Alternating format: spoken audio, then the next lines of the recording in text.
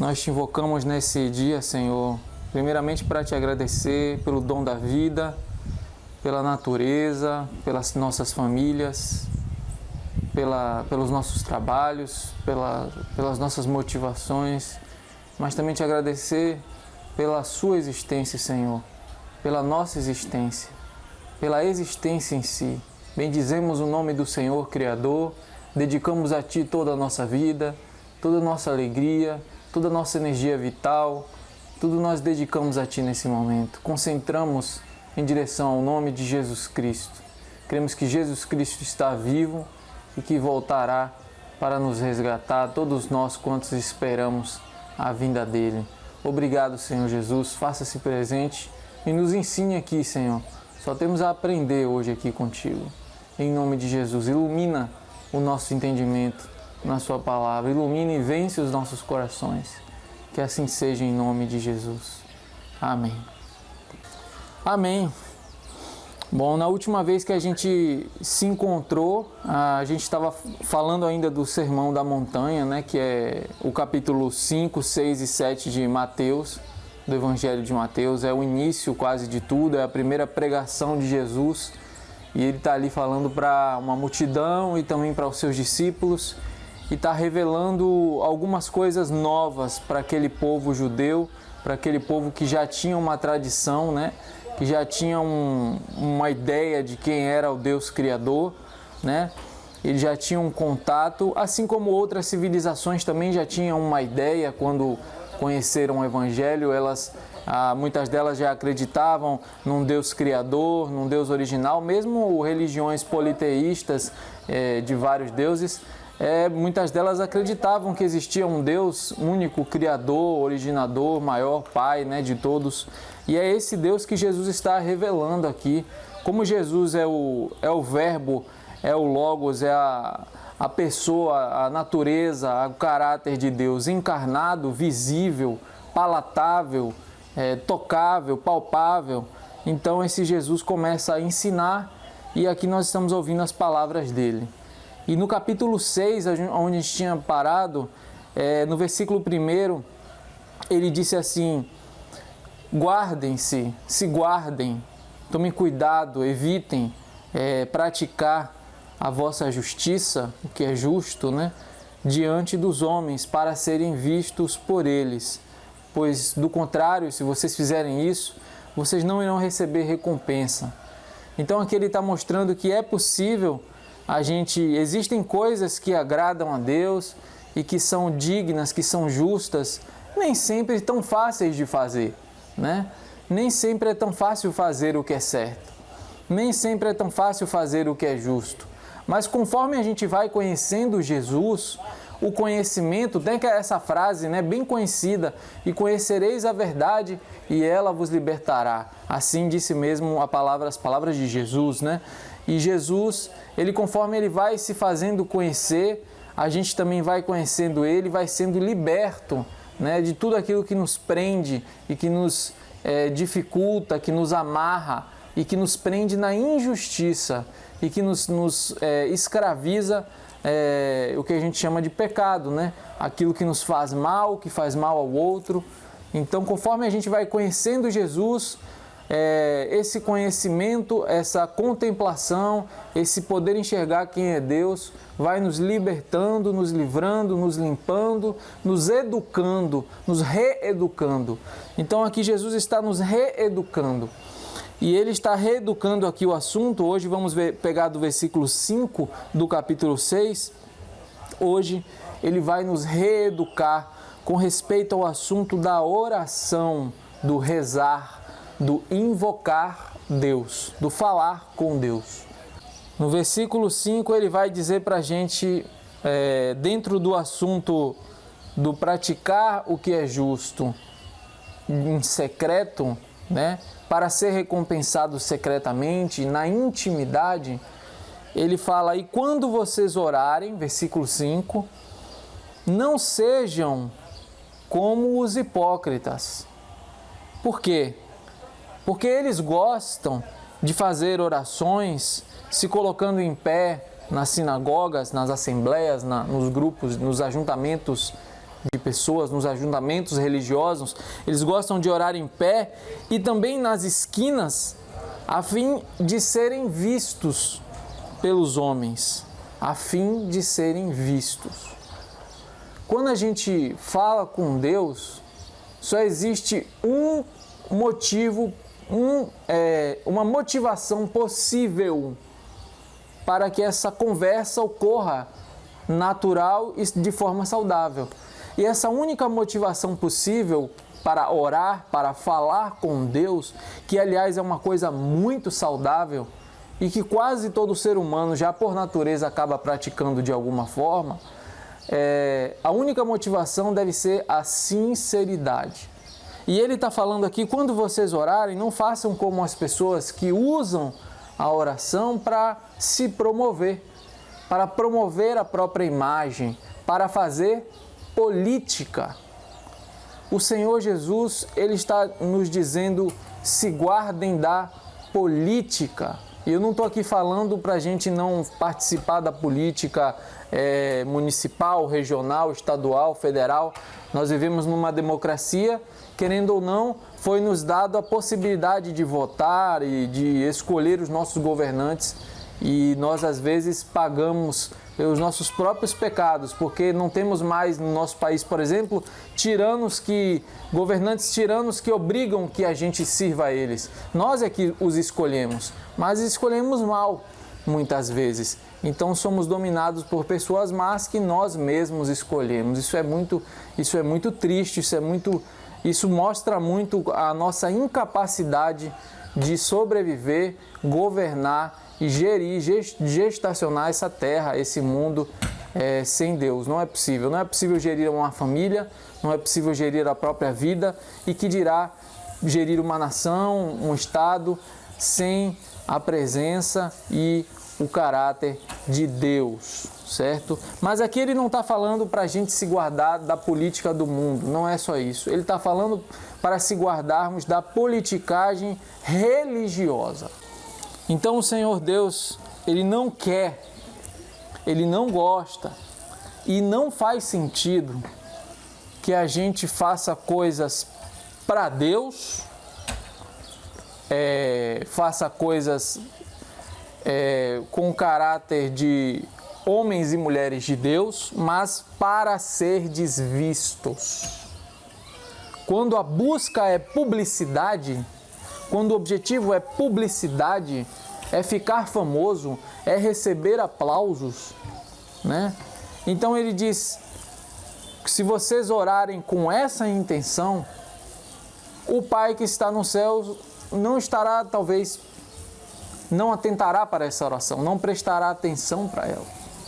Porque ela não está sendo feita para Deus, ela está sendo feita para os homens. Por mais erudita e bonita que pareça essa oração, se ela não é feita com um coração sincero, né, e de intimidade, na busca de relação pessoal íntima com Deus, se o objetivo é promoção, então essa oração não sobe aos céus. Eu lembro da passagem que diz que o fariseu orava de si para si mesmo, e o publicano, o pecador, né, orava para Deus, mas não tinha coragem de olhar nem para o céu e dizia: tem compaixão de mim que sou pecador. E o fariseu orava de si para si mesmo e se gabava da sua religiosidade. Meu Deus, quando nós nos gabamos, quando nós começamos a achar que somos um pouco melhores, um pouco maiores do que os outros, né, isso nos corrompe. E a busca por aplausos, por reconhecimento, é um laço do inimigo, é um laço do maligno, onde nós podemos cair, porque o nosso coração é corrupto.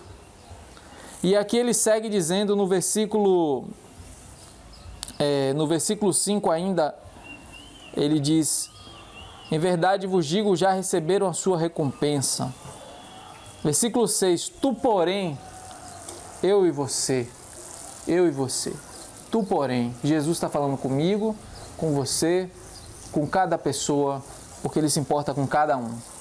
Tu porém, você porém, quando orar, quando você rezar, quando você falar com Deus, entra no teu quarto, fecha a tua porta e ora ao teu pai, ao teu papai.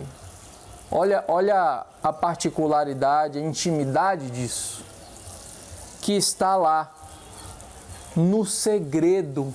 Ora ao teu pai que está lá, em secreto. Ninguém está vendo que você está sendo justo. Você está orando por uma pessoa, né? Às vezes alguém te fez mal, você está pedindo, Senhor, não faça o mal a ela. Perdoa porque ela não sabe o que faz. Não lhe dê mal por mal, ainda que ela venha merecer, mas Senhor, livra, perdoa. Essa é uma oração justa. Porque assim como fomos perdoados, devemos perdoar, mas ela é feita em secreto. Então, por mais que para o mundo as pessoas possam te julgar, te apontar, reclamar de você, como anda a sua reputação com Deus? Quando eu paro e penso como anda a minha reputação com Deus, eu estremeço.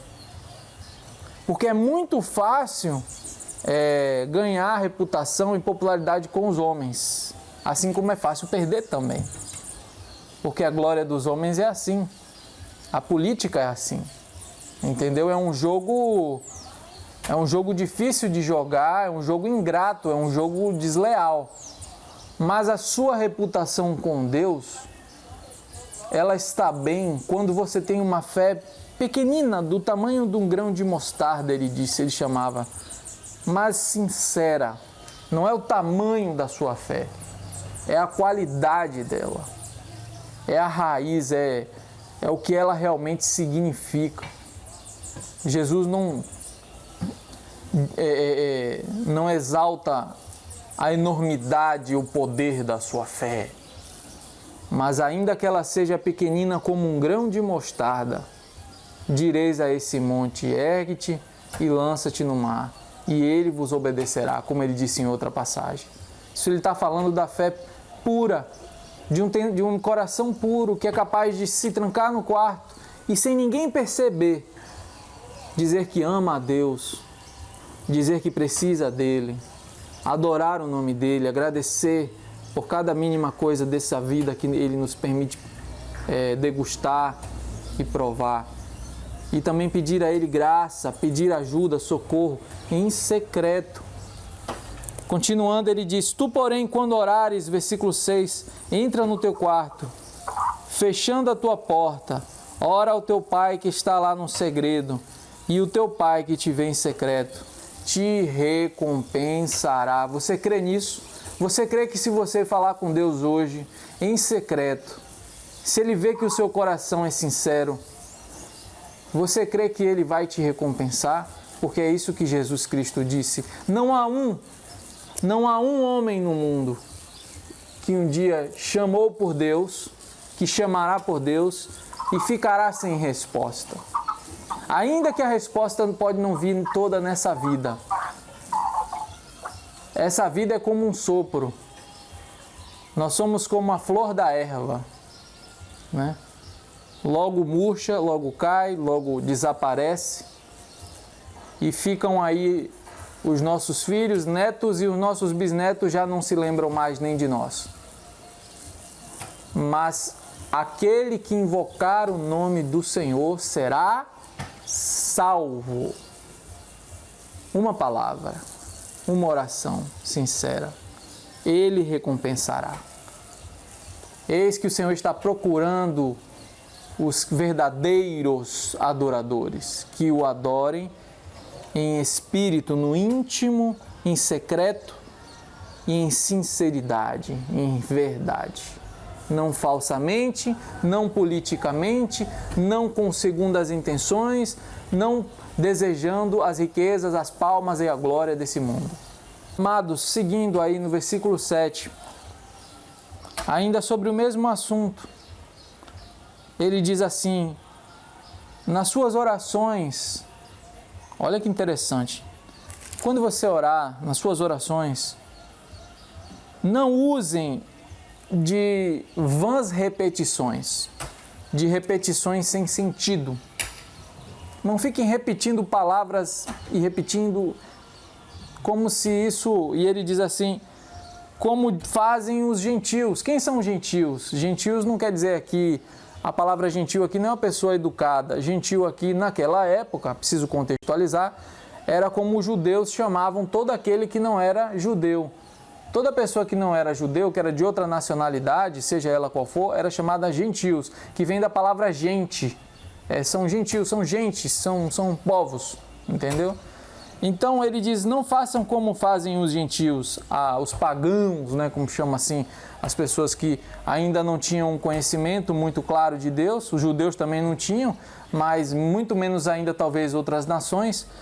E ele diz, quando os gentios vão orar, quando eles vão falar comigo, isso aqui é Jesus falando, quando eles vão falar comigo, eles ficam usando repetições vãs. E aí ele diz, porque eles imaginam que é pelo palavreado excessivo que serão ouvidos, é por muito falar. Ou seja, eles rezam 7, vou rezar essa reza aqui 27 vezes, eu quero ver se Deus não vai me atender. Está entendendo como funciona? Aí Jesus diz, a lógica não é essa. A lógica não é quanto mais você rezar.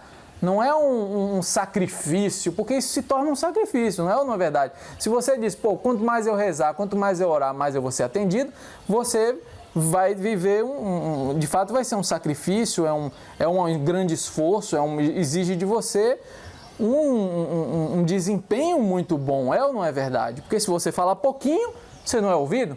Ora, tem que falar um monte. Mas ele diz, não seja assim. Aí, versículo 8, não sejam como eles. Por quê? Porque eles são malditos? Não, porque não está correto, porque eu acho que Deus olha para essas situações e fica... Não, meu filho, não é assim, entende? Não sejam como eles, porque o vosso Pai sabe do que vocês têm necessidade antes mesmo de você abrir a boca para pedir. Portanto, não devemos agir assim. Não é muito repetir, blá, blá, blá, falei, orei 3 horas, hoje eu orei 3 horas, vamos supor. E o cara diz, hoje não tem pegada comigo. Não é pelo muito... Tem pessoas que gostam de se ficar reclusas, né? E ficar um tempo meditando com o Senhor, longe da sociedade, longe desse vucu-vucu, dessa agonia, entendeu? Tem um tempo seu, um tempo para você ler a Bíblia, falar com Deus com mais calma. Não é disso, isso não é errado, isso é bom, isso é lindo, isso é saudável, isso é gostoso. Mas não é assim a intensidade da oração que vai fazer você merecer. É a sinceridade. É a fé que você crê que seu Pai em secreto vai te ouvir e vai te recompensar. E não só vai te recompensar se você falar um pouco, mas falar com o coração, como antes mesmo de você falar o que você precisa, ele já sabia. Agora, mesmo assim, ele quer que você fale, uai. Por que Deus quer que nós falemos com ele? Porque ele quer relacionamento. Está entendendo? Só que o relacionamento que Deus quer desenvolver com nós seres humanos não equipara-se, não está adequado no patamar do relacionamento das religiões, da religiosidade. O relacionamento que é saudável, que ele nos criou para ter com ele, é o relacionamento de pai e filho. Por isso é que diz ao teu pai, Jesus fala o Pai que está no céu. Porque é um relacionamento de intimidade, de confiança, de afeto, de carinho, onde você pode, de fato, descansar o seu coração. Alguém que você deve temor, alguém que você deve respeito, alguém que sabe mais do que você na vida, que tem muito a te ensinar. É assim que é o nosso pai, um pai comum, um pai normal, numa família normal, numa família onde um pai é presente. E é assim que Deus é. Se você não teve um pai muito presente, um pai muito exemplar, então você ouve essas palavras dizer, o Pai que me vê em secreto me recompensará, você até pode duvidar, porque você padroniza o seu Pai celestial, o Pai criador, pelo seu Pai carnal. E às vezes o nosso Pai terreno, o nosso Pai genético, não é do mesmo jeito que o nosso Pai celestial. Né? Mas o seu Pai celestial, você pode confiar. Você pode ir em secreto e falar com ele, poucas palavras se quiser. Ele já sabia desde antes. e Ele vai te responder. Às vezes Ele responde audivelmente, às vezes responde no nosso coração, às vezes responde nas coisas, às vezes Ele usa alguém para te responder. Quem quer que seja, mas Ele não te deixa sem resposta. Avançando para o versículo 9, Jesus diz assim: portanto, vocês devem orar desta maneira. 2 pontos. Olha que legal, Jesus vai ensinar como orar. Eu acho muito importante a gente saber como orar, não é verdade? Afinal de contas, ele acabou de desconstruir algumas coisas que a gente achava que tinham poder, validade. Como, por exemplo, se a gente achava que orar era para se promover, ele já disse que não. Se a gente achava que tinha que orar muitas repetições, ele também já disse que não é assim. Então, como devemos orar ao nosso Pai? O que ele deseja ouvir? Ou como devemos nos relacionar com Ele?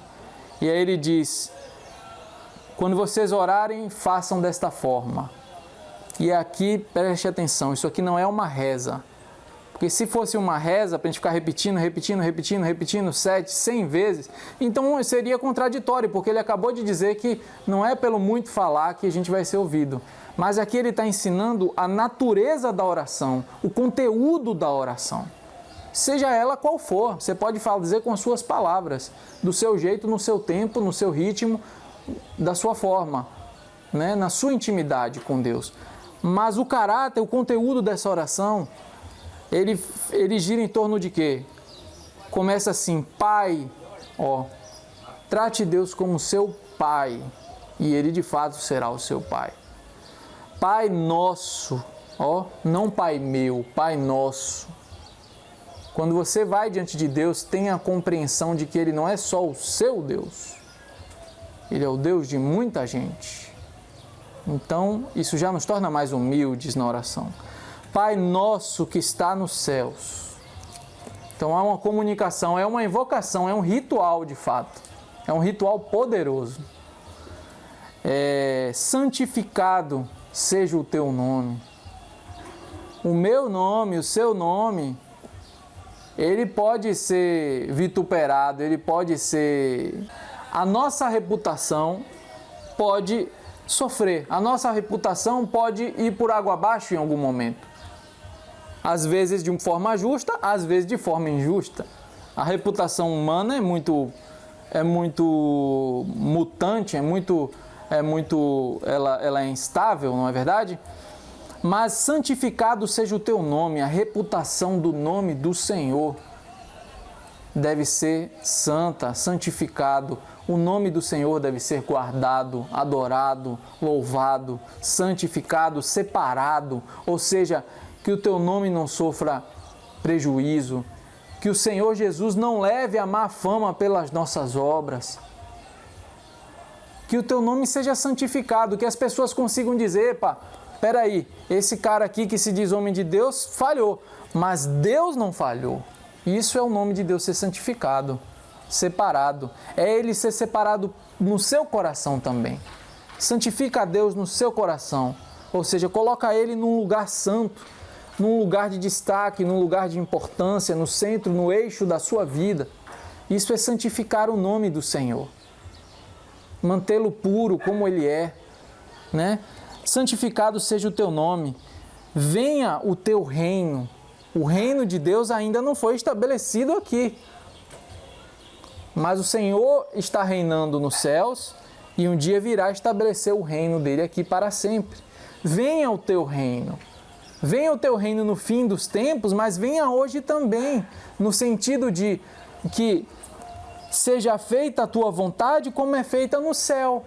Então venha o teu reino e cumpra-se a sua vontade hoje, cumpra-se a sua vontade nesse Brasil, cumpra-se a sua vontade na minha vida, na minha família, cumpra-se a sua vontade. Nós temos muitas vontades, nós temos muitos desejos, muitas ambições, muitos planos. Alguns não têm nem mais planos, estão desesperados. Mas não importa, cumpra-se a vontade do Senhor, porque a vontade do Senhor, ela é boa, perfeita e agradável. Então, cumpra-se a sua vontade, Senhor. Venha o teu reino e cumpra-se a sua vontade, na terra como no céu. Na terra não é como é no céu, mas que seja assim. que seja na terra justo, que as pessoas não sejam malignas umas com as outras, que o diabo não prevaleça, que a morte, que o ódio, que o assassinato, que a inveja, que os adultérios, que a mentira, que o que há de ruim, as ervas daninhas do nosso coração não prevaleçam, mas que venha o teu reino e prevaleça a tua vontade. Essa é a oração. E aí ele vai no versículo 11, o pão nosso de cada dia nos dá hoje. Agora vem o nosso pão, porque a gente precisa comer. Se a gente ficar pouco dia sem comer, talvez já é suficiente para a gente morrer. Então o Senhor Deus, Ele nos dá o pão a cada dia. O pão nosso de cada dia nos dá hoje. Hoje, o que eu preciso hoje para comer, para viver? Pai, me dê, me ajude. E aí o Pai dá sabedoria, o Pai dá talento, dá sabedoria para a pessoa trabalhar, para construir, para consertar, para ser um mecânico, um agricultor, uma pessoa que mexe com rede social. Tudo vem de Deus. É Deus te provendo o pão, a sabedoria, entendeu? Te abrindo portas de emprego, te abrindo portas de provisão, e mandando até pessoas te ajudar financeiramente, enviando pessoas. Ele é o provedor.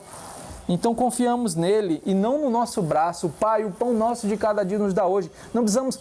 Eu sei que a tentação para quem cresce, por exemplo, na periferia e às vezes é de fato maltratado no seu ambiente familiar, na sua sociedade, é de fato marginalizado. A tentação para que essa pessoa entre no mundo do crime, para que ela venha roubar, para que ela venha... Por quê? Porque ela precisa prover, ela precisa comer, ela precisa ter alguma coisa, né?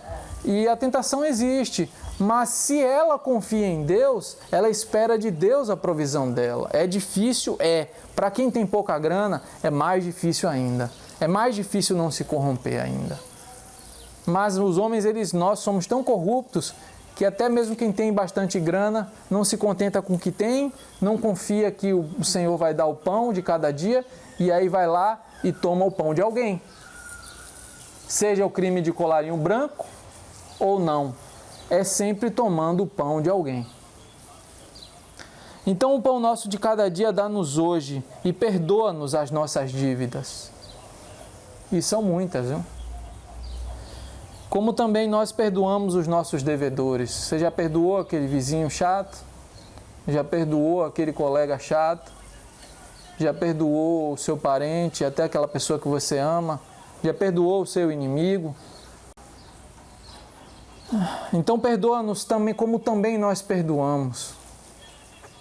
E não nos guie por caminhos de provação, não nos induzas à tentação, não nos conduza por caminho de provação, mas nos livre do maligno. O final da oração é dizendo, nos livre de termos que passar por situações difíceis, de provação, de tentação, para termos que aprender, Senhor. Porque às vezes a gente é cabeça dura. E às vezes, como Pedro disse, nunca jamais te negarei, ainda que todos esses te neguem. Esses caras aí, os outros 11, pode ser um rebanho de vagabundo, mas eu jamais te negarei. Jesus diz, pois eu te digo, antes que o galo cante, me negará 3 vezes. Então foi um caminho de provação que Pedro foi levado. E caiu, mas Deus foi com ele, levantou ele. Às vezes temos que ralar os joelhos, mas que o Senhor não nos guie por esses caminhos dolorosos. E às vezes são necessários, mas a nossa oração é, Senhor, não nos guie por esses caminhos dolorosos, mas pelo contrário, nos livre do mal, de cair, de pecar, de nos desviar, de estarmos cegos, de estarmos ignorantes, soberbos. Nos livre, Senhor, nos livre de nos perdermos, é isso que Jesus está dizendo. E Ele livrará. E termina dizendo, pois se perdoardes aos homens os seus pecados, as suas faltas, também o vosso Pai Celestial vos perdoará. Mas se não perdoardes aos homens, nem o Pai do céu vos perdoará. Então, irmãos, a gente termina por aqui. Perdoar não é uma opção. É difícil. Quando a gente é ferido, quem feriu vai embora e deixa uma ferida sangrando dentro de você. E você vai fazer o que com essa ferida? A nossa natureza diz olho por olho, dente por dente. Mas nós já vimos no capítulo 5 o que Jesus diz a respeito disso. Não há caminho, não há caminho, não há caminho para a vingança, não há caminho para guardar mágoa e rancor. A luta é difícil, o nosso coração é duro. A vida às vezes é injusta. Mas se não perdoardes os pecados de quem pecam contra nós, também os nossos não vão ser perdoados. Porque não é justo. Porque também nós faltamos demais. Então, quem somos nós para cobrar ninguém? Quem somos nós para apertar o que nos deve, dizendo paga, paga, paga, paga, paga, se a gente deve. Então, o Senhor nos ajude, né? Mas eu quero que você fique com essa mensagem do Pai Celestial, que ouve em secreto, e que venha o reino dEle, e que seja feita a vontade dEle, tanto na terra como nos céus. Ele que nos dá o pão, Ele é o Senhor, Ele é o bom Senhor. Louvado seja Deus pela vida, louvado seja Deus pela existência. E que seja feita a vontade dEle como é feita nos céus, porque se fosse feita, o mundo não seria do jeito que é. E Deus nos ajude a sermos instrumentos da vontade dEle, em nome de Jesus. Deus abençoe, deixa aí o seu like para ajudar a divulgar mais essa mensagem. Obrigado aí por você ter ficado comigo até o final, mais um dia. E se Deus quiser, a gente continua depois, até terminarmos o sermão no capítulo 7, se assim Ele nos ajudar e quiser. E agradecemos. Obrigado, amigo. Se puder compartilhar, compartilhe e deixe um comentário. E é isso. Deus abençoe. Fica com Deus.